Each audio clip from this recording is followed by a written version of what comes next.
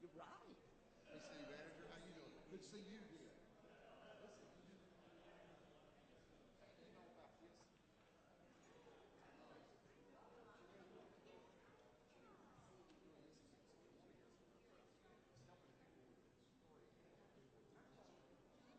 Interviewing skills. Trying to get it out to the church. I don't know what it is.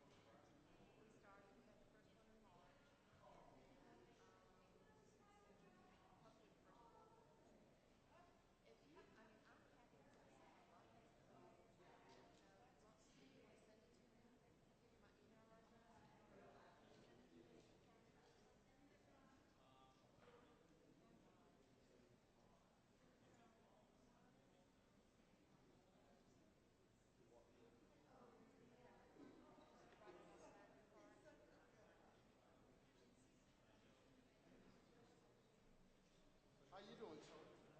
I'm doing fine. Thank you.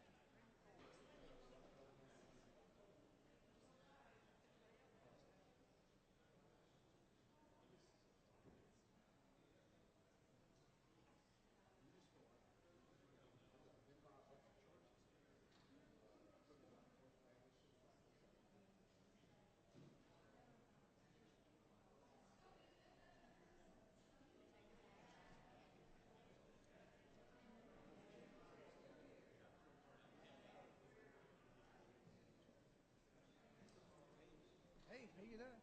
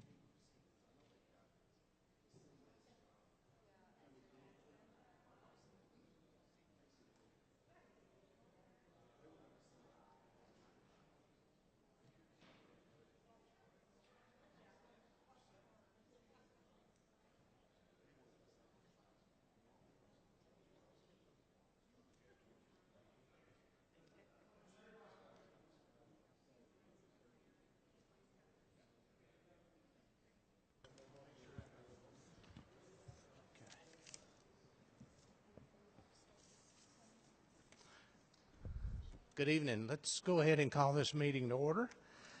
This is our regular council meeting, March 17th, 2016, and we do see a lot of green out there.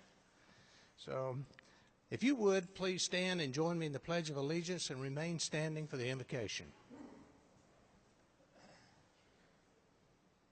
I pledge allegiance to the flag of the United States of America and to the republic for which it stands, one nation, under God, indivisible, with liberty and justice for all.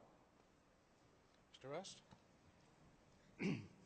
Dear Lord, today we celebrate St. Patrick's Day, a celebration of the heritage of many of us, including me. May we always find a warm place for the huddled masses within our shores and also always be able to celebrate our religious heritage, whatever that might be. There are many different paths to your open arms, my Lord. In your name we pray. Amen. Amen.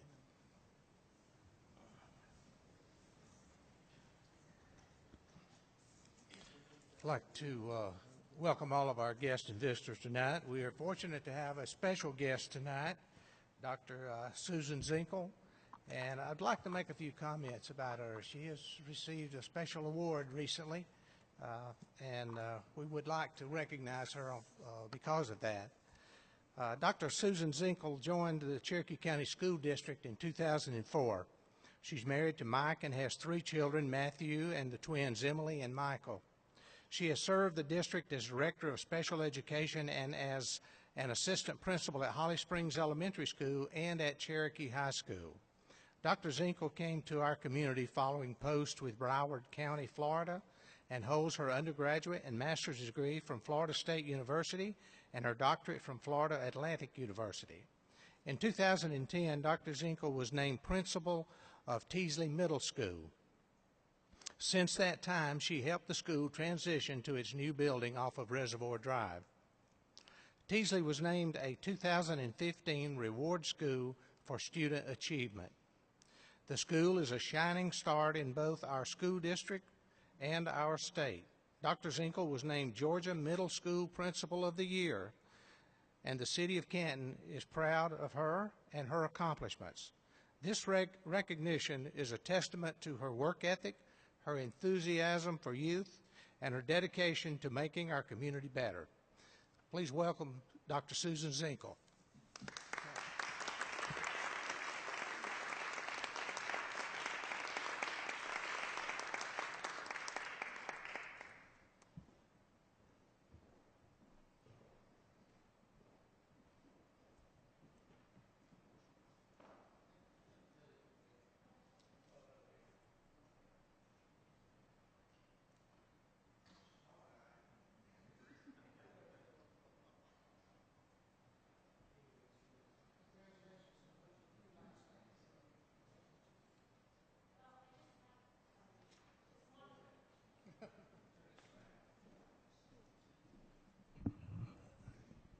I appreciate the recognition. I think it's a testament also to this great community that we live in.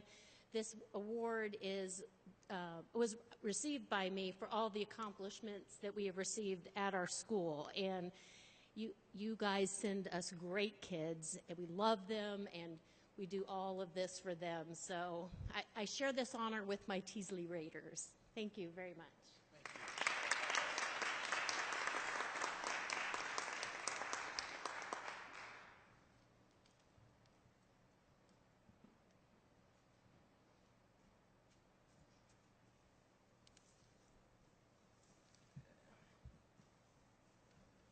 Okay. Next item on the agenda, I will entertain a motion to consider approval of the agenda. Are there any additions or changes? Move to approve. We have a motion to approve and a second. All in favor signify by saying aye. Aye. Opposed, no. All members voting for the motion. Okay. And now we have our 10-minute public input period. And for those of you who may not know, I think most of you do, this is when we welcome the public to make comments, anything they want to say about anything. Sometimes we might not like it, but you know, that's what it's all about, is letting our citizens voice their opinion. But We have one person this time that signed up, John Wallace. John, come on up. You can flip that back around if you like. A year ago, I came and y'all were in the upstairs chambers. This is beautiful. I just want to say, y'all, this is a terrific job. This is beautiful. I worked for Congressman Loudermilk as his Cherokee County field representative, and I know last year we mentioned some of the things the office can handle for y'all's constituents as well as ours. But since it's not common knowledge, I wanted to go back over that, but I also wanted to bring up a special case that happens this time of year a whole lot. As I said before, every federal agency by law has a small group of employees, and of course at the VA and Social Security it's a large group of employees, but at the Department of Defense and Department of Energy and so on and so forth, it's to be a small group of employees. And the only people they ever talk to, email, fax, is to House staff and Senate staff. And what we do for our constituents can be done by Johnny Eisen's office or David Perdue's office because they cover the whole state. We just take care of the constituents inside the 11th Congressional District. So if you have a problem with or your mom, dad, or anybody have a problem with the IRS, Department of Energy, Department of Defense, Social Security, obviously, and VA, we have people that's all they do all day long, too. They know the people at the Social Security and the VA on a first-name basis because that's the volume of those cases. But it's a different set of eyes. We'll look at the problem you have with the federal government. And like I sort of laughingly say, I got a lot of calls when I was over here running the office for Dr. Gingrey back over here behind me. You know, they want me to do something about parking in Canton, or they want me to do something about something with the county government, or their driver's license was hard to renew. And I just told them, I said, look, I can tell you, you know, you got Michael Caldwell, call him, it's a state problem. You got city council people, call them if it's a city problem. County commissioners if it's a county problem. We're the federal government, and we'll be glad to take our federal problems. But one thing this time of year that happens, and it happened when I was over here, a lady called me, and her sister worked around the area here someplace, and their whole team had won a sales contest, and they sent the whole team to Acapulco.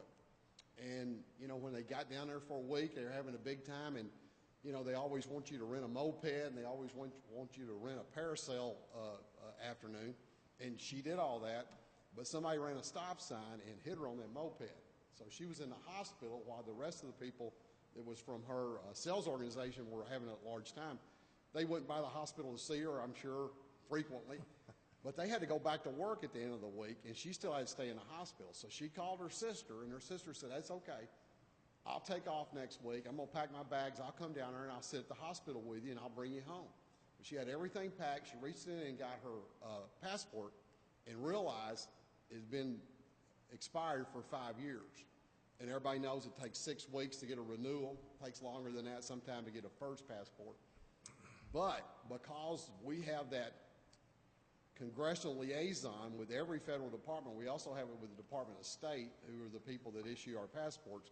And we were able to get that lady a passport renewal in 24 hours so she could book a flight and get down to take care of her sister. So that's something that happens this time of year a lot. You know, people forget maybe Mexico's a foreign country, and they've got a whole group of them planning on going on spring break, and all of a sudden one of them doesn't have a passport. So we can be utilized in that respect. I just want to say one other thing before I leave. I'm the congressman's representative at our Chamber of Commerce, and the Chamber of Commerce is, and I know many of y'all are chamber members too, they're having their, what they used to call resumes and more, but now they're calling it passport to employment. So everybody knows somebody that's underemployed or unemployed. They're having free help on a resume, interviewing skills, job search strategies on April the 13th. And I'm going to leave a couple of these, and maybe y'all can have somebody put it on the website. and we'll get the word out because they have professionals. I'm just going to be somebody that keeps the door open down there. They're going to have interview professionals, resume professionals, sit down and help people. If you just walk in there and you just got a work history in your head, you can walk out of there with a professional resume. So just want to pass that word along. Thank you very much for your time. Appreciate it. Beautiful surroundings. And I'm glad to see Joe Ellen back up here. We are too. Thank you, John. I think we left off a section here on our agenda that we normally have, so I'm just going to insert announcements and ask if anyone has some announcements. Ms. McGrew? Couple of things. This Saturday, 1 to 4, there are a few merchants in downtown Canton that are having a beer walk. There's, I think, 5 restaurants participating and stouts, growlers, and you'll get a 9-ounce glass and you'll visit the restaurants and stouts. And 4 of the places have a food pairing to go with the beer. So that's occurring Saturday. And I want to give you a heads up because we won't be meeting again before First Friday in April. And I believe that April is our Star Wars theme. Is that right, Ms. Gold? Star Wars and Disney theme for First Friday in April. I think that's going to be a lot of fun and one not to be missed. And I can just see the city of Canton filled with stormtroopers and Princess Leia's and a few Disney characters too. And I can't think of anything else. I'm sure someone else can think of something. Mr. Grant? Yes, I just wanted to announce how thankful I am to our Public Works Department for cleaning up the islands downtown and pruning all the trees and laying all the pine straw down. Those of you may have noticed the last couple years that the islands have really gone without a lot of maintenance, but the Public Works Department, so the past 2 weeks, have been working really hard every day. They look beautiful, and so if you have the time to take a look and see how beautiful they look and pass along your thanks to Public Works as well, we just want to know how much we appreciate them. Ms. McGrew? Yes. Thank you, Mr. Peppers and Public Works, for painting the curbs on Riverstone Parkway. If you're coming out of something like Longhorns or where RCB is located, Moe's, and want to take a left onto Reinhardt College Parkway, the curb is raised about 8 inches, and it's very, very hard to see if you're making a left. If we're going to be a community welcoming senior citizens whose eyesight is getting less and less, such as mine, making that left turn can often end up on the curb. So Mr. Peppers had City Works paint those curbs yellow. They look fantastic. Thank you, and it's so much safer for all of our drivers. Thank you. Anyone else? I do have one public announcement, and it's related to transportation.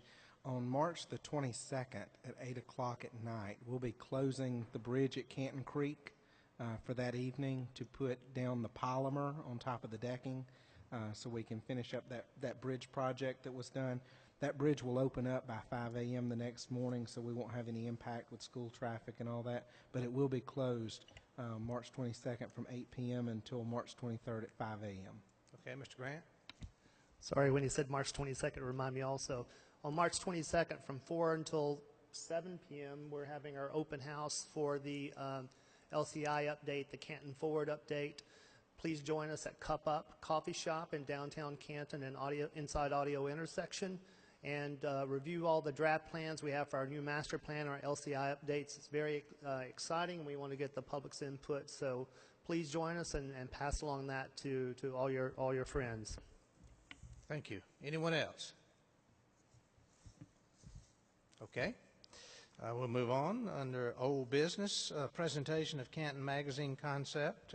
Candace Walker-Bunda.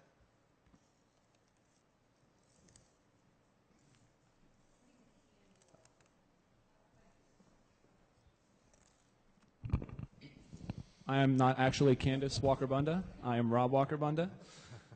Good evening. Sure.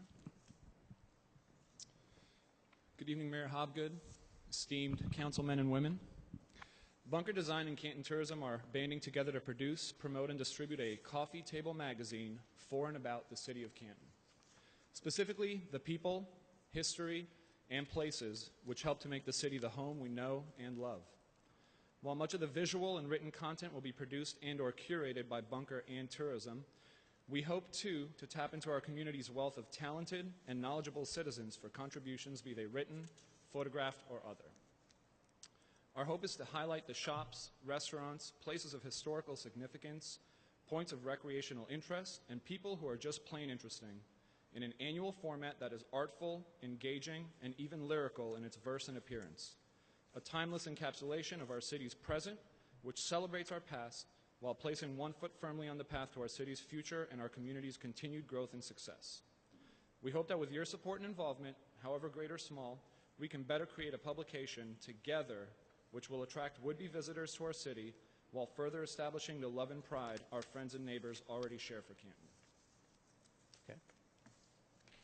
So do you all have any questions for us about the publication or our intent? I know we Mr. covered it Rust? a little bit last time. I'm going to skirt Rob over. One thing on the cost page, you've got it broken down. I assume that's first-year costs, and you're going to do it every year. So would there be any less costs the second year because the startup costs might be a little higher, or is it going to be that much each year? I think that that's going to be determined. While I want to say yes, it probably won't be quite as difficult as there won't be nearly as many startup costs. There is potential for us to produce more magazines, so then at that point maybe it's starting to balance out again. So at this point we're not sure. Ms. Wilson? Hi, Rob and Candace. Hi. I think it's a great concept, and I have a couple of questions. It's an annual publication. Who is your audience? I think our audience is existing residents, but also people that would be in the region. So we're kind of looking right now at the possibility of targeting 20 some odd specific locations, probably primarily in Cherokee County, but also the hope would be somehow to grab those passers through Canton, and we'll kind of have to look at where those specific points are that they may be stopping. Right. I was thinking about motels for visitors. If it's a tourism, and I'm assuming this is a tourism piece, since Yes, it will ma'am. be partially funded by tourism. The other question I had is, because there's already a couple of magazines like around Canton, have you thought of another name for it, like Canton Newsletter or Canton Tourism or something like that, so that it doesn't conflict with the other magazines here that are not funded by tourism? Yes, ma'am, actually we have. And at this point, we have Canton Magazine, and we've given you all an issue of a magazine that we do quarterly right now. And inside, we had this kind of mock-up version of what a cover might be. It's also kind of a mock-up name of what the name could potentially be. Canton Magazine might not be the right name, and I think that's something that we need to discuss with tourism, and certainly are welcome to have, or we welcome any input that you all may have as well. It's not a proposed name, it was just a working title for the sake of the mock-ups. And in addition to that, the magazine that we gave you all, we slipped that into a specific area. If you open it, the photography in that center of that magazine, that's kind of similar to the photography that we're interested in doing in this magazine, a little more of an editorial style. Rob mentioned that it would be a little more artful, so we kind of want to just show you a little bit of a visual component. And two, this is a mock-up of what a magazine could potentially look like. We do need to still talk about that with tourism, and again, are welcome to any suggestions. I know the Chamber does maybe an annual or semi-annual, every other year publication that is pretty much just the county as a whole. And what you're looking at is doing something just for Canton. Yes, ma'am. So let's try to think of another name besides Canton Magazine. I think that would I think that would be a lot better description of what you're trying to do rather than a magazine. Mm-hmm. Thank you. Ms. McGrew? What's going to be the main driver of the magazine? Will it be commercial with ads? Will it be driven by articles and information? And how much will our tourism board be involved in this? Well, think the tourism board is going to be involved through every step of the way. We'll be sharing content with them, we'll be editing content with them and generating it as well. But I think as far as what's going to be driving it, ideally we want to try and strike a balance between all three so that it's all elegantly presented as opposed to this is the section with ads, this is the section where we talk about this. In other words, if we can weave all those things together through storytelling and sharing of images, that would be the ideal situation. Okay. And what do you want from the city? What do you want from us? I think primarily, and we still need to talk about this with tourism a little bit more, but I think primarily your blessing. Certainly to know that you all are behind this, and if we did have any questions along the way or needed to come to you guys to ask for any specifics on articles or topics that we're writing, you would be willing to, have conversations with us. And in addition, I think that there would be a financial component that we would potentially ask for.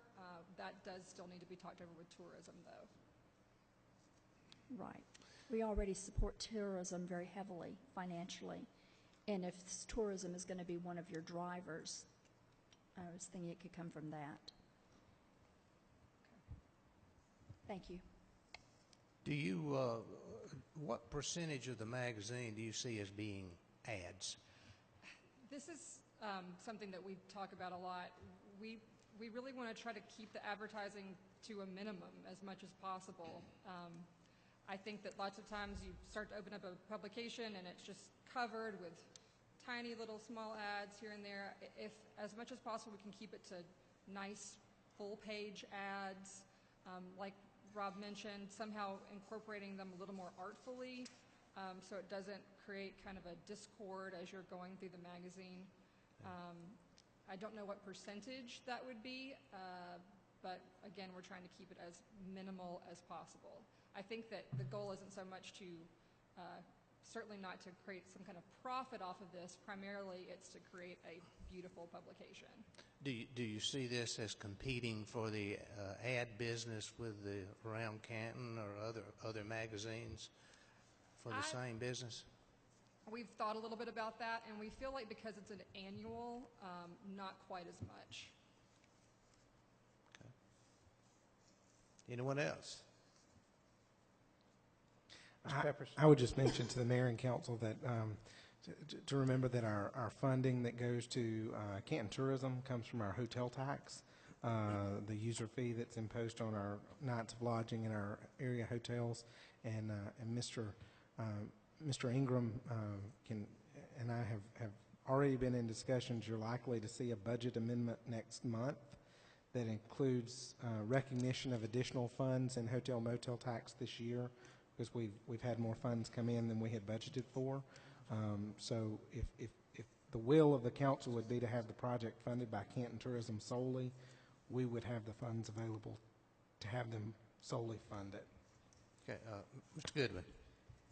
Yes, I was looking at your approximate budget.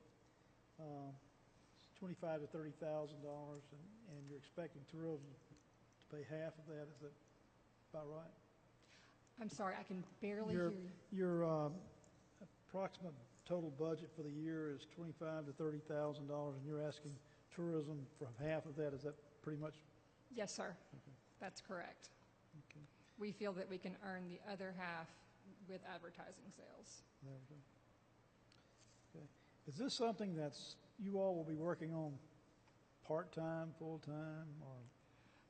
It would be part-time. Our intent would be to start this hopefully April 1st, and then for it to go to print February 1st, 2017, so it would be coming out in the spring of 2017. So we have about 10 good months to work on this. So it would be more of a part-time situation. Are you doing any currently for any other cities? Pardon? Are you doing any currently for any other cities? No, sir. Thanks. Anyone else? Okay, what's your pleasure? We've got a couple of choices: approve or think about it. Of course, we had not seen this until this meeting. And maybe you know, we could act on this at the next meeting we chose. We can act on it at this meeting once we've digested this. If I understand this budget correctly, you're looking at maybe 20% of the revenues coming from ad sales. Is that what this says? 20% of the revenue that comes from ad sales would go to the person that is in charge of ad sales and marketing the magazine. Oh, okay, I got you. Mr. Grant? I was going to suggest this, since we got the presentation tonight, and we got the numbers tonight, that we look at our April meeting, unless is there an immediate deadline for anything? And would that? No, there's no immediate deadline. I mean, obviously, the more time that we would have potentially to work on the magazine, if it was approved, the better. But we're not, hard set on the date. Okay. So April, is it April 4th, 6th? What is that? April 7th, I believe. I believe it's the 7th. If it's okay with council, what I might suggest is that Mr. Ingram and I will put together a budget amendment. We'd already planned to do that to recognize some hotel tax funds, and we can show two options. One option with having this funding set aside for an additional appropriation to Canton Tourism to spend on the project, or an option that doesn't have that, and you could handle both in that motion. Okay. And you'll bring that to the work session first Thursday in April? Correct. Okay. All right. Anything else? Yes, ma'am. Let me just ask to be sure I understand. The council would give their blessing, but the funding would come from tourism, and they would be the board that would approve or not approve. Correct. I see this as a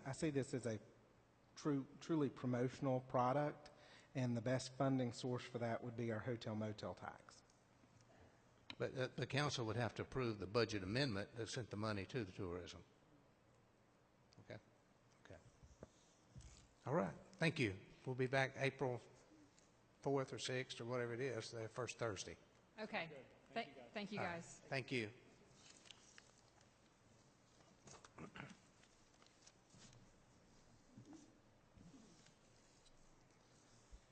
Okay, item B, discussion and action on award of Old Ball Ground Sewer Replacement Project to CAM Contracting Southeast LLC in the amount of $3,268,185.58. Mr. Peppers? If you'll recall, at the last meeting, we presented the bid tabulations that were pulled together for us by Atkins on the Old Ball Ground Sanitary Sewer Replacement Project. We did have 6 bids that came in. The low bid was from CAM Contracting Southeast at $3.2 million, just over $3.2 million. At that time, we also had a discussion as it relates to financing options related to the project. I would like to provide you with some additional information as it relates to financing of that project. Right now in the water fund, as of the end of February, we had a cash balance of $4.9 million. As you see, the cost of this project is $3.2 million. Right now, as it stands, we are gaining about $100,000 in a net increase in our cash position in the water fund on a monthly basis. $100,000 roughly on a monthly basis. If we decided to finance this project through GFA, their maximum loan is $3 million. If we finance that $3 million through them, the total cost of financing on the project would add $1 million in expense. And then, depending on if you financed half or $2 million, it would add about $700,000 in expense and interest. If you did $1 million, it would be about $360,000 in expense. Mr. Ingram and I both feel comfortable that if the council wanted to move forward and pay cash for the project, that we could do that and not finance it. I like paying cash much better than financing anything if you can. I do. But anyone else have any comments about that? Do we have a motion that now this motion approves the contractor? Yes, this is a motion to award the bid to CAM, and likewise, since there's not a financing associated with it, it would likely be to pay cash. To pay cash for the project. Okay. Correct. Yes, sir. Mr. Rust? Do we want to split that up into a vote to approve the contract and then a vote for how we pay for it? I think I mean, because you maybe- could, absolutely. Maybe cash is worthy of a discussion Sure, versus cheap money. sure, absolutely. Okay. Is Do that we have a okay, motion Jim? to approve the contract? That's fine with me. Yeah. So moved. Motion to approve the contract. Second. motion. Have a motion and a second to approve the contract. All in favor signify by saying aye. Aye. Aye. Opposed, no. And, Okay, do we, and I assume that that authorization is also for the mayor to sign that contract as well, that was, it that was the It was intent of the assumed. motion. Yeah, most definitely. yeah. Now entertain a motion to, whatever you choose to pay. Do you Oh, wanna- I'm sorry. let's- Mr. Grant, you gotta, Yeah, I'd move to proceed with the funding and paying cash out of the water fund. we have a motion and a second to proceed to pay for this contract with cash out of the water fund. Mr. Rust? Well, I just thought we might talk about it a little bit because you described the cost of money over the life of the contract. Is that 30-year bond or 20-year bond. 20 years? So we double our cost based on having even a 1.4% interest, or what's the interest from GFA? A little over 3% interest. 3%. Yes, sir. That, It's wasn't it- a different type of loan than we have used on some of our smaller projects So before. it's a little more expensive money than what we've been doing in the past. Exactly. Okay.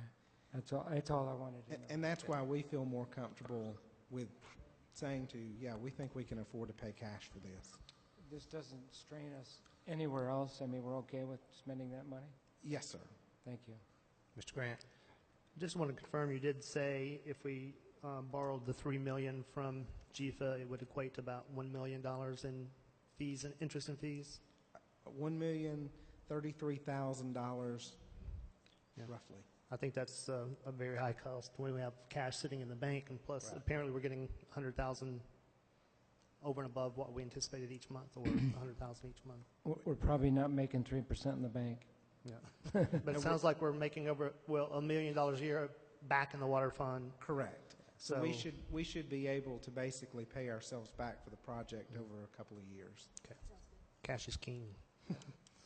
Have a motion and a second. Any other discussion? If not, those in favor signify by saying aye. Aye. Opposed, no. All members voting for the motion. Thank you. Discussion and action on governmental encroachment agreement with Georgia Power for the construction of the old ball ground sewer replacement project. I think we talked about that at the last meeting as well. We did.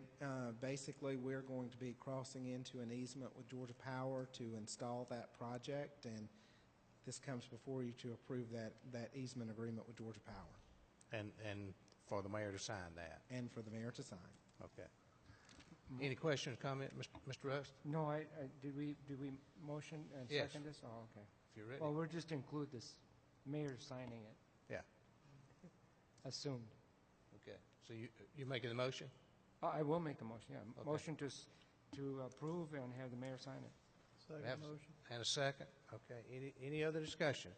If not, those in favor signify by saying aye. Aye. Opposed, no. All members voting for the motion. Thank you. Discussion and action of the proposed ordinance amendment, Chapter 33 of nuisances, Article 5 noise control, Section 33-135, construction or repair of buildings. As you'll recall at our last meeting, we have a change in ordinance before you that would allow construction to proceed on work times until 7 p.m. Currently, the work time is from 7 a.m. to 6 p.m. Monday through Friday. This would change that to 7 a.m. to 7 p.m. In residential areas, from 6 a.m. to 7 p.m. in non-residential areas, to allow for construction on Saturdays that would not be allowed to start before 9 a.m. and must stop by 6 p.m. There would be no construction on Sundays or on holidays. As you can see in the ordinance, we have listed the City of Canton's official holidays as the holidays. We bring this back to you to find out exactly what your pleasure is. Well, I would, I've got two or three comments I want to make on that, and then we'll certainly move forward and everyone can make comments. I feel certain we can tell a contractor what hours to work, no doubt. But they don't want them working late at night most of the time if we can help it. I think we can tell a contractor what level of noise that they can produce in a community. And I think we can tell that a contractor that they have to notify the neighbors that when they get started. But I just don't feel comfortable in telling a contractor or anyone else what holidays they need to celebrate. I think that, you know, that's kind of bordering on something to me. I mean, you know, if I'm working on a holiday and I'm not disturbing anyone or reaching a certain noise level, why should I not be able to do that? And I just feel like that's important. Also, I don't think that most of our enforcement officers, and I know we've got a second one now, are going to be working on those holidays, most likely. They're not going to be working on Sunday. Certainly probably not going to be working on Christmas or Christmas Eve or other city holidays. So, but anyway, that's my 2 cents worth. Who we got? Mr. Goodman. I want to ask you, if we had something similar to what we did with Northside before, where they needed to work, can they get a special work permit for that? Yes, Extra I mean, hours or Sundays? Correct. Anybody can always come back before the council and ask to work outside of hours, outside of even what we're proposing. Individuals as well? Yes. Ms. Wilson? Is there a fee? I didn't see it on the application. The fee was in the old pack. Hold on just a second.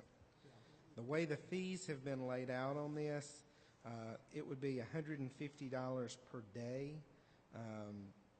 to work after hours or outside of the hours in the ordinance. They could pay a weekly fee, which is $875, which basically equates to $125 a day, or they could pay a monthly fee of $3,000, which would pay $100 a day. Do you think that ought to be reflected on the application? We can certainly do that if that's the will of the council. We left it off because we didn't know, first of all, if you would want to impose a fee. Mr. Grant? Yes, another question about the application, permit application. It's just saying after work hours, Monday through Saturday, that we've established it, of course, but it says or anytime on Sunday or holidays. So by this form, and I think you said it may have been the old one, I don't know if it's the new one, this implies that you could get an application for Sundays or holidays. Am I reading that correctly? You can, but you have to pay the after-hours fee, and mayor and council would have to approve this form. So basically what would happen is if you have a contractor who's working on a major project or any project, and they need to work after hours outside of what our ordinance allows, they would fill out this form, they would pay the fee associated with it, we would bring it before the mayor and council for final approval. So to the mayor's point, if they wanted to work on a holiday and pay the fee and we approved it, they could, so we wouldn't be telling them which holiday. Is that correct? Am I reading that correctly? That's correct. As long as they paid. As long as they paid and fill out the form. Why would we tell somebody they couldn't work on the day before Christmas or the day after Thanksgiving? That's puzzling to me. And so to me, the holidays are the grayest area of the entire ordinance. That's really up to mayor and council to decide if you want to even add a holiday in there. You know, as it currently relates, you're not supposed to work on Saturdays or Sundays. So regardless, the change in the ordinance is going to allow somebody to work on a Saturday because most contractors will still work on Saturdays. That makes the city a little bit more business friendly. We did specify a later start time on Saturday, knowing that most of our residents are at home on Saturday mornings and they might want to sleep a little bit later than 6 a.m. or 7 a.m. What we've tried to do, though, is formalize the process for those individuals who have a special project or have a special condition related to their project that is causing them to work outside of our hours, so that there's really a good notification to the mayor and council on that. There's an understanding that this does become a little bit of a nuisance for neighboring property owners in the city for you work outside of hours, and there's a fee associated with it. So I really look at this as two different issues. One issue is the outside of hours ordinance and fee. The other one is, do we include holidays as being those special times outside of hours?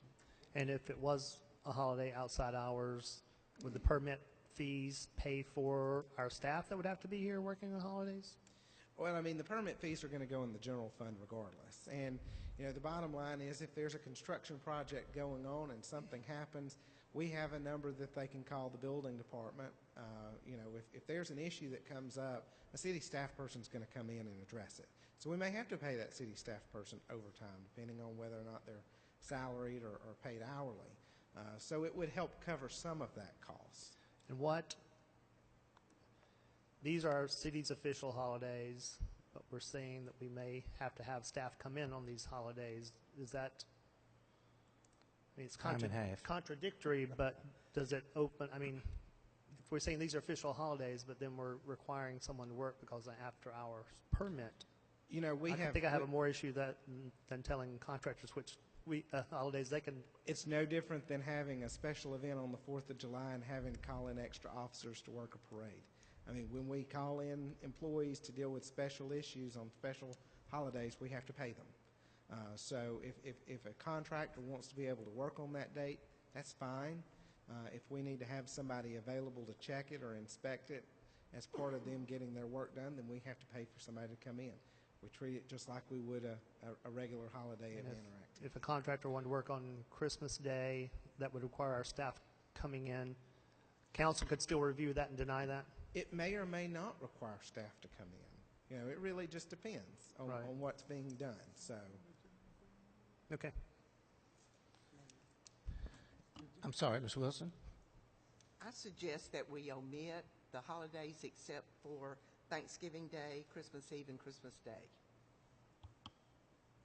Okay. I'm sorry, Jack? Billy, I have one question. This may have been covered before, but I'm not for sure. If you have an emergency, let's say a tree fell on a roof after 5 o'clock, or 6 o'clock, or 7 o'clock. In the summertime, it can fall on there at 9 o'clock. It's still almost daylight. So how do they go about getting a permit at that time of night? well, you know, I think the city's always going to be cautious as it relates to emergency situations. If somebody has a tree that falls on their house or across their driveway or something like that, and they need to call a contractor to deal with it, I don't think anybody's going to call them out on that particular work. Right. If they're having somebody they've hired a contractor who's adding an addition to their house, and that's something that has to be scheduled, I think that's what this is anticipating. This doesn't, emergencies really don't. Emergency situations are not That's what I wanted to make anticipated sure. in Okay, this. thanks. Mr. Grant? One other question. I just want to make sure I have this correct. If the permit says they could apply and work on those holidays, if they pay the fee, we're not really telling them what holidays they can't work on, correct? No, As- you're not as telling I them which understood- holidays, that's for sure, but you're telling them that they've got to pay more to work that particular day, which sort of, in essence, is sort of telling them that to me, but I think what we're trying to do as it relates to the holidays is we're trying to discourage traditional work occurring on those days that might require certain inspections because we don't have staff readily available on those particular days. If we did have to bring staff in, there is an additional cost to the city, and I think this permitting process at least lets us know there's going to be work going on that day. We can make sure we have staff available on call if a situation arises. And it also gives us the ability to know that that company has reached out, or that project has reached out to neighboring property owners to put them on notice of the project. I think That's the overwhelming need that we saw in putting this together. Mr. Young. I think I'm looking at this from a different angle than most of you, not related to city staff, but more to quiet enjoyment of the residents of their homes on a holiday. It would seem to me that this would give residents a chance to be notified that, say, Thanksgiving, they're having all their family over, and somebody's going to be building a house next door, or building something next door that would impact their ability to have a family event. And this would give them an opportunity to voice their objections before council and at least make sure they know that it's going to be happening so they can plan their events accordingly. That's kind of the way I'm looking at the holidays listed. We can talk about which holidays particular, but that's the viewpoint I'm seeing from this from a resident's point of view. Because I would want to know if someone's going to be building something and I'm planning to have my family over. They'd have to notify them, wouldn't they? Under this, they'd have to notify them at least, what, 2 weeks in advance? Well, in order they'd have that to was gonna happen. notify them, So- and we would also have to approve So you might it. want to So- have Thanksgiving at the park or something. Yeah. But at least it gives the resident the option to come to council and say, I can't, I've got people flying in, I don't want this. So they're not blindsided. And it adds another layer of protection for our citizens for quiet enjoyment of their home on a holiday. Ms. McGregor? I was just going to say that Mr. Pepper's explanation of why these holidays were chosen finally made sense. Thank you. You're welcome. Mr. Russ? Billy, I just had one thing that came up. When this came up in the work session, I mentioned it, now we've got a real-life example. You mentioned earlier that on March 22nd, Tuesday evening next, you're going to epoxy that bridge. Are we adhering to and notifying the people within 500 feet, just like we require our residents to do if they're going to work all night on Tuesday night? Well, I mean, I know you notified them now, but there aren't a lot of people here. Well, first and foremost, again, that's a public safety related issue, and the reason we are working out there at night is so that we don't impact most of the drivers during the day. Oh, I don't disagree with doing it But- in that time frame at all. Are we going to do the same thing we're requiring of somebody who's would be a contractor? I think we could on normal projects, as it relates to trail construction and things like that. We're going to know what the schedule is. As it relates to specialty projects like road construction, road maintenance, where, for public safety matters, it's easier to do it. In most cases, we're going to know enough ahead of time to make a public announcement at a council meeting, put it on the website, put the signs out notifying people that the bridge is going to be closed or what have you. We go above and beyond to make sure that people that go that route know what's going on, even more so than this actually calls for. Do we handwrite a letter to each resident? No, we don't. That's all I wanted to know on that one. I have one other question, and it kind of perplexes me. And Ken would appreciate this because we worked together for 4 years on the Unified Code. But when I look under Section 30-135, it says construction or repair of buildings. I would assume that means construction, stop, repair of building, stop. Two separate items, not because everything we're doing in here relates to things other than buildings. Some of it relates to buildings, so my assumption is maybe it should be and repair of buildings instead of or. You know what I'm saying? Because it looks like both words apply to buildings. And I'm just, am I reading this poorly, Ken, or what? That's just the way I looked at it and I thought, why does it only talk about buildings? And I think the intent was to say construction, repair of buildings, two separate things. And it should say construction, site construction, or repair of buildings. Yeah, it just looked confusing to me.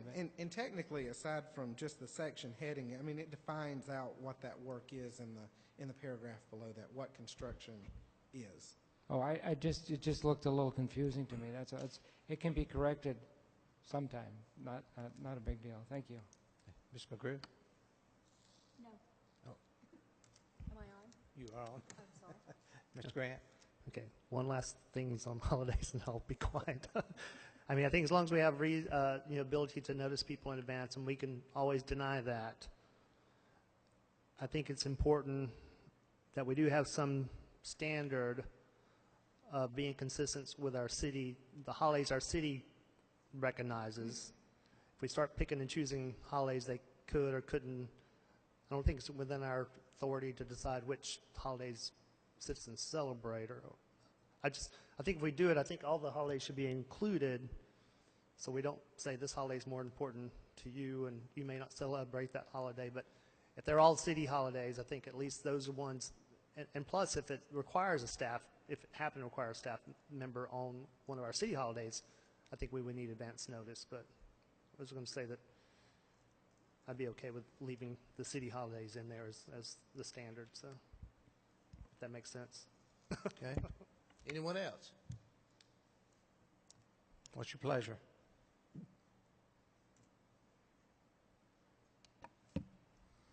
I can't make a motion, or I would. I would move that we approve the amended ordinance. Second. Have a motion and a second. Those in favor signify by saying aye. Aye. Aye. Opposed, no. All members voting for the motion. Thank you.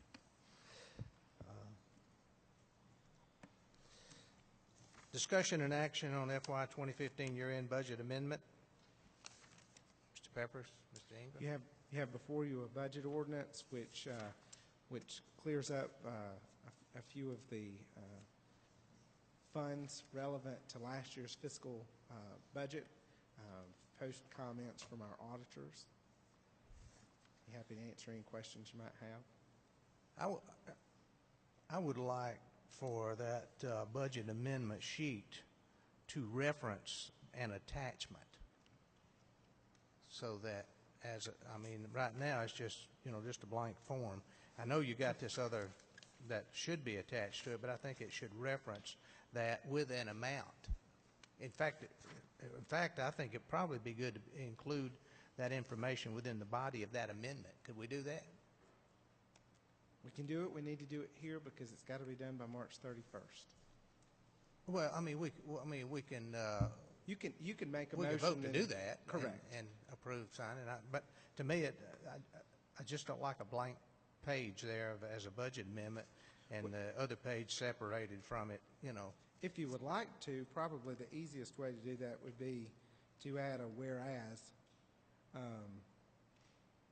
Funds shall be changed as specified below, and then insert that.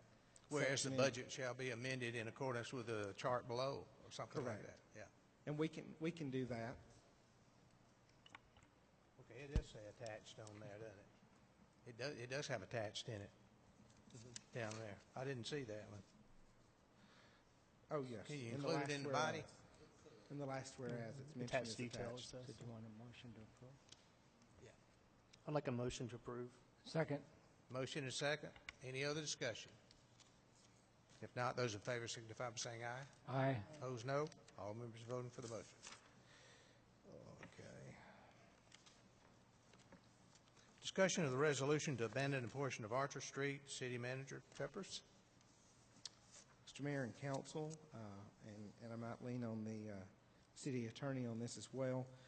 This is a resolution that basically states that the city will be abandoning a portion of Archer Street that is currently in between our property at the old mill office and the school board grammar school building to the property of the school board property that the city owns. So we'll be abandoning the street, and it would be absorbed into the property on either side, which is owned by the city. So we're basically abandoning a public street to the city. Okay, Ms. McGrew. Motion to abandon street. I have a motion and second. Any other discussion? Can we make just the motion to adopt this written resolution, because it includes the alley as well as the street? Oh, okay. Motion to approve the adopted Resolution. Okay. Second. A motion and second. Any other discussion? If not, those in favor signify by saying aye. Aye. Opposed, no. All members voting for the motion. Discussion and action on the list of auction items. Mr. Peppers? As you know, we came before you and brought you the resolution to contract with the city's auctioneer. We have gone through the process of having our departments bring forth items that they would like to surplus. So this is a list of all of those proposed auction items. As you see, the date of the auction is scheduled for May 7th, so that we could give proper time for the auctioneer to get these items posted and available. We wanted to bring this to you tonight. We, of course, can vote on this at the next meeting, but I wanted to give you that two-meeting link to get it done. There is one particular item on here that is a generator. One thing I would say about this list, if it's okay with Mayor and Council, there are a few items on here that we might decide, if it's okay to surplus with Mayor and Council, we might decide to utilize GovDeals, internet auction website on, because those items are more geared towards other governmental bidders as opposed towards the general public. Okay. Ms. McGrew? No. No, you have something? I can. Okay. I can talk. Yeah, you can. Go ahead. Go ahead. I was just curious. This doesn't seem to be an extensive list. Is it worth bringing in an auctioneer to take care of this and not do the auction totally on the website? Well, what we do is we take our auction items and partner them with the auction items from the county and the other cities, and Mr. Dobson does an auction of all of those items at one time. That's really the only reason we utilize his services, is because he does it with everybody else. If we were doing them on our own, it wouldn't be enough for us to have our own auctioneer to do. I do think that there are a couple of specific items on this list that we might have better luck in putting a reserve and placing on that GovDeal site and pitching it out there as an item for another governmental entity, just because of the nature of the equipment.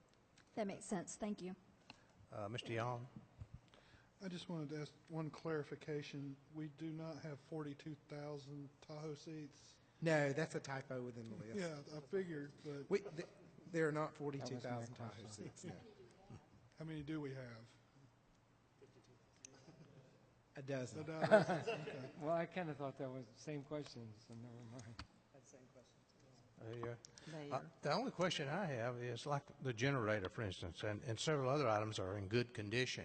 Why are we getting rid of a piece of equipment that's in good condition? I mean, it seems to me like we ought to be using it. Well, some of the items like furniture, for instance, that are in good condition have been stuck in a storage cabinet, basically, in a room. They're not currently utilized in someone's office. Somebody's rearranged or something like that. And the reason why we list it as in good condition is because an average person might want to bid on it. It's not broken. There's nothing wrong with it structurally. The generator, for instance, we have used it to power lights before. It was actually given to us by utility partners. We have used it with the fire department before. It's very loud. It's a little bit too large for our needs, so to speak. And rather than have it just sit out and rust or sit out and weather in the elements, we feel like the best deal for the public is to auction it off and use those assets for something So else. it probably wouldn't comply with the nuisance ordinance. Is that what you're saying? No. Okay. Another Yes, ma'am. clarification. Go ahead. I'm assuming, we had talked a little bit at some point that some of the police cars that had a lot of mileage on them might be used by other departments rather than sold. So I'm assuming that we don't need any of these for other departments. Most of these vehicles are at a position where they're costing us more to maintain and repair on a regular basis. And so, no, we would not want to keep them in our fleet. Anyone else? Okay, if not, Motion to approve the list. have a motion to approve. Have a second. Any other discussion? If not, those in favor signify by saying aye. Aye. Opposed, no. All members voting for the motion. Okay. Okay. Mr. Peppers, do you have anything else? Do have an item. We, actually, one thing that I did want to bring to the mayor and council that I do have a concern on, and I would like to get a little bit of feedback from mayor and council. I know our council has looked at this as well. Bobby Dyer's looked at it as well. We have been given an intergovernmental agreement by Cherokee County as it relates to the paramedic training program that they offer. And they've already approved the intergovernmental agreement, signed off on it. I personally have a little bit of concern with the agreement as it relates to liability. The way the agreement reads, and Mr. Dyer can correct me if I'm wrong or chime in, we're basically saying that we cover the liability for our employees when they go through the training program. And we also cover the liability if they are given instruction from someone of the county and the county instructs them wrong, we still cover the liability on that employee. Is that a fair assessment? I think it goes a little further than that even. We've agreed to indemnify the county for claims made against the county employee who may have given the instruction. And my concern there is that when, especially as it relates to training and fire services, we could have some very specific training that could have physical injuries related from it. I don't necessarily think it's in the city's best interest to say, look, even if the instructor's 100% wrong in their instructions, we're not going to have a problem with that. You know, if they have an instructor who is purposefully or and I'm not saying with malice or anything like that, but if there is an improper instruction given and we have an employee that's injured and that employee wants to sue, I don't think it's our responsibility to indemnify someone else's employee for that instruction. And the way it would, I mean, if it's our employee, they're going to be under workers' comp because if they're training, they're on the job. It's a third-party claim. So if they're instructed to do something, they injure somebody else. We're saying we're going to cover the claim by that somebody else, even if our employee was just doing what as instructed. Are we paying the county anything for the training that our people would be getting? No. So that's free. And I think that's why the county wants it to be that way.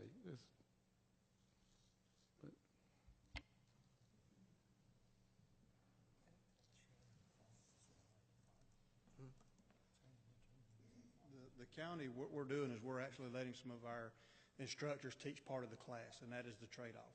So our paramedic instructors are going to be teaching part of that class for the county. Okay, so we'll be teaching. What if we give some bad instructions to some of their people? What happens? I think that there's a reciprocal problem for the county then. If looks to me like you got it both ways. It's fair. And we're talking what ifs. Correct. Yeah. It's pretty hypothetical. But before we put this on the agenda for you, because you'll have to ultimately approve it, I did want to bring that concern to you. It is kind of there wasn't enough discussion, I don't think, between the parties as it relates to that section. Mr. Grant. Just to be clear, are we talking about liability of if something happens to one of our employees during the instruction, or are we talking about liability if our employee gets bad instruction and then offers medical aid to someone else? No, I mean, I guess the scenario I'm envisioning that would be a problem is our employee is given some instruction to do something. And in doing that, they injure another participant. That other participant would then say, I've been injured, and it was because you did it to me. So you can't employ. And so we're taking the responsibility, even though our employee may not have taken the initiative to do anything wrong, but was directed to do something wrong. So another participant in the same training class. Correct. So we're not talking about if a resident has an issue and no, it would be someone say I got bad instructions on. It would be something that happens at training. Yes. Okay, I just think we need to be very clear about that because there's no training that goes off site. That was my other concern. The training will be done. There'll be ride-alongs where they'll actually be in an ambulance going somewhere else. They'll have to do time in the ER where they'll actually work in the emergency room. And there is a certain amount of time where they'll actually work in the operating room. Right. So I think any liability or indemnification should be very clear in the course of training. I mean, we limit it to just that training to our employees or participants in that program. Does that make sense? And that's my overall concern. Okay. Mr. Rust? I heard the first explanation, I heard Bobby's, and here's where I'm a little bit confused. If we sign this agreement the way it is, are we limiting our liability for a fault of the trainer, county trainer, to something that happens within the training program itself only? Because what I thought I heard you originally say is that if we were trained, for instance, one of the procedures, Chief, that you've talked about is where you shoot somebody in the kneecap because the drugs go so quickly to the body from the kneecap. Now let's just hypothetically say, and this is why it's very important because there could be loss of life. Let's suppose that one of our county trained people goes out, shoots him in the wrong spot on the knee, kills somebody dies because of it. The third party family sues the city of Canton, one, expect that, I suppose, and the county because they trained him to do that, and the county's going to say, we didn't tell him to put it in there, we told him to put it in here. So are we exempt from that kind of liability? No, this agreement's not going to cover that situation. Okay. Where they go on after training and do Right, whatever they're doing. right. That's this what is talking about injuries that would occur during training. Yeah, well, that's a little simpler. And yeah. essentially the county is saying, if you send your employees over here, we're not going to be liable for what they do. And in fact, you're going to indemnify us if somebody sues us for what your employee does. And that's fine if our employee's driving the vehicle and hit somebody. That makes sense. The only concern is if they're doing something that they were told to do by a trainer. What if the city tells one of the county people to do something and then it happens? Well, The same thing? Well, it could be. I don't think we have that in the agreement. It doesn't go both ways, but Well, it ought to go we'll both make it go both ways. Yeah. I mean, I don't know what kinds of things the trainers are telling people to do, but if they said, carry this ladder some way, and he hit somebody because he's carrying it that way, that's what I'm envisioning, is where our employees done nothing negligently. They've just followed instructions. And I guess what I'm saying is if we had an individual who was an employee of ours and they did something based on an instructor's instructions and it caused a loss of limb or a loss of life, we're basically saying to that employee's family, you can't sue that instructor for negligence even though they were improperly instructed. Well, They can. We're just going to pay it. Correct. And so then the question would be, is our insurance going to cover the instructor's negligence in that case? Mr. Young? You can go ahead if you want. Go ahead. Okay, is this for additional certification? Yes, ma'am. It's for paramedic certification. It is some required training that your fire people need for their certification. Well, this is optional for them. They actually opt in to take this class. The class takes approximately a year, so they'll start and it'll take a year on their time off to go to it. Right. So it's not required for any kind of okay. Mr. Young? Okay, I'm trying to make sure I understand all this. First question is this kind of a standard agreement that you would see in other counties, or is this different from what you would typically see? I've never looked at a training agreement, so I don't know. It's a typical Cherokee County agreement, which is make everybody indemnify us for everything. We're raising this issue almost every time we're reviewing a contract by the county. Okay, second, Chief was saying that our personnel would be in training in dealing with the public situations under the supervision of their instructor. So in that scenario, if the instructor told him to do something that was wrong and he did it, are we saying we're indemnifying them in that situation? Yes. Even though it's directly line of sight, say, from he's under the control of the trainer? But yes, and that is the situation that I'm concerned about. It doesn't make sense to me that Okay, our that employee is situation just I would following have an somebody issue else's with. direction, and then we're going to be responsible for whatever happens. That's the one I'm questioning. And of course, all of this is hypothetical. Nothing may ever occur. Oh, absolutely. But I just don't feel comfortable bringing you to an agreement without having that discussion, because it could potentially be a situation for the city. I mean, it could be as simple as just adding the words, except for where There's negligence. they're following the instructions of the. Have we had any discussion with them about this particular? No, sir. No, and in fact, it was kind of strange to me. I got a copy of this to look at, and then it was approved in the next commission meeting. Mr. Grant? I was going to suggest, I mean, could you add that language that you guys are talking about and bring it to us at the next meeting? Well, Is there a time frame? We're going to have to bring this through our April procedures anyways. If y'all want to change in it, we can make a change in it, but it's ultimately going to go back to the county, and the county will have to agree to the change. Why don't I suggest this? Let's come up with some language that will address, and we'll just see what the county says before the April meetings.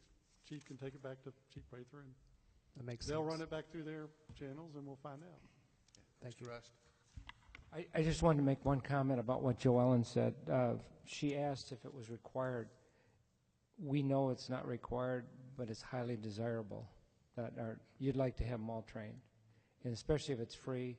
So we got to try to get past what looks like something that impedes that, and we're going to try to fix it because we want our firemen to be trained. Well, and we want to be good partners with the county. Right. Right. But I have a responsibility to make sure Well, you understand exactly what we're better getting to into. clarify it now than later. Correct. Right. Does this only apply to paramedic training and not the rest of the training that they would do down there, learning to fight fires? Every agreement that we're going to have related to that training facility and training between our fire departments is going to include that language in it. So some of the training, I would assume, would be, I don't know if it's legally required, but, I mean, you got to keep training all the time, right? So some of it basically is essentially required. And knowing that some of those other agreements are in the pipeline, I'd rather the council have some comfort with what we're putting in there. And if there's something that we want to express, now's the time to go ahead and express it so they know to be aware of it for future contracts. Ms. McGrew? I was just going to ask Mr. Dyer and Mr. Peppers to bring us some alternate language for this agreement that we could talk about at the next meeting, and that's already been decided. Okay. Sounds good. Anyone else? Okay. Mr. Peppers? Just looking, I believe that's all I have. Okay. I don't know, you may want to comment on this. I think we need to put on our agenda for April a discussion regarding our growth boundary agreement with the county. I think we're beginning to see some zoning and development that's coming in really adjacent to the city that is having an impact on the city that we really haven't been notified or asked for any input on. And so I believe that would be a requirement under a growth. Is that not correct? Ken, is that right? There is some language in the state law of mediation under annexation in regards to county notifications of zoning actions adjacent to city boundaries. So it's not just annexation, but a development comes in against the highway or something or adjacent to the city that we should at least be able to have some input. Yes, sir. The growth boundary agreement also has language specific that requires the county to notify the city of upcoming zoning actions within the growth boundary area. Okay, and I don't think that's been happening actually, so we need to take a look at that, and we should discuss that, I think, at the next meeting. Anyone else have anything?